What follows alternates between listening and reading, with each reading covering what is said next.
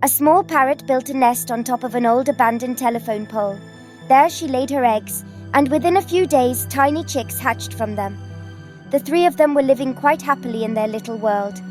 Every day, the parrot would bring fruit from a nearby mango tree to feed her chicks.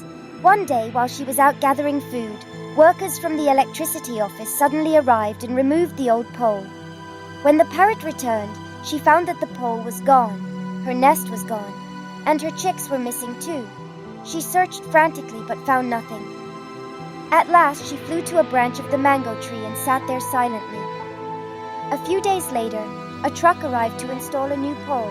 Beneath the pole in a box, the parrot spotted her chicks, alive and safe. Overjoyed, the parrot spread her wings and flew into the sky. This time she built her nest in the mango tree, anew and safe. Subscribe, please.